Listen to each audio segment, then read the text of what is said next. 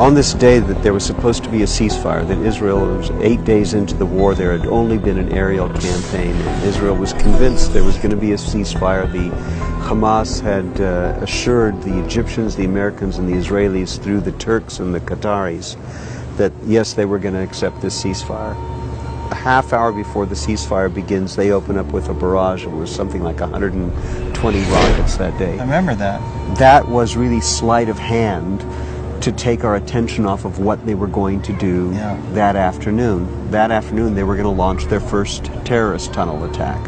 Several days before, there are a group of religious Jews from Bnei Brak who have a small factory that makes what's called matzah shmura. Matzah shmura means literally watched over matzah. It's like the uber kosher matzah for Passover, which has to be watched over from the time the first seeds are planted. They have to be planted according to all the biblical strictures. They're watched over all during the growing process, and every seventh year the land has to lie fallow. The land gets a Sabbath as well. It's a sabbatical year. So this group of religious Jews was looking for a large field of very green, unripened, tall wheat that they could harvest immediately and store for 2 years, because next year there won't be any wheat.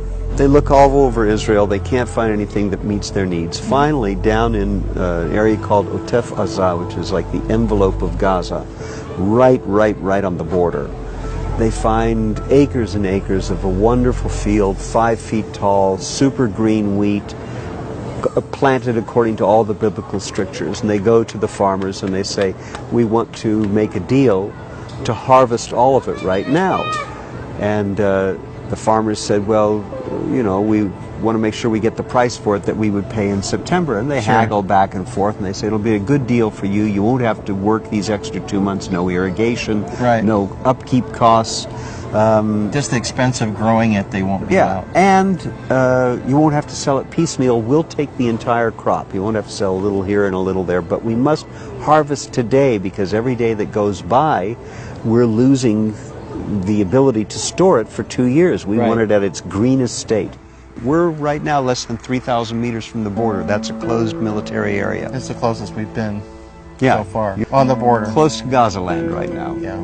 As you can see, this field's been harvested and plowed under already.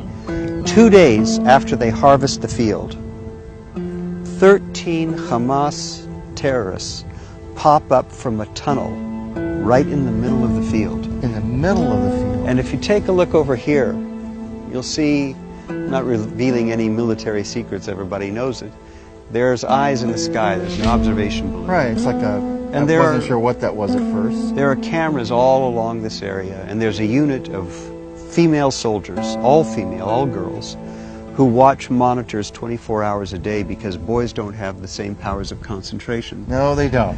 When they popped up, as they come up out of the tunnel, they do a ninja somersault and then look around going, where the heck's the wheat field? This was supposed to be our camouflage. Yeah, it's amazing. Instead of being invisible, they're now visible to everything. They're totally exposed. A 19-year-old girl sees them. She immediately sounds the alarm. There's an aerial asset that engages them, hits them with a missile. We have a special ready response team that engaged them within 90 seconds. Half the terrorists were killed. The other half of the terrorists were driven back down into the tunnel. And every newspaper account that you'll find will tell you, but for those religious Jews who were following biblical strictures, we would have had a disaster. I was in one.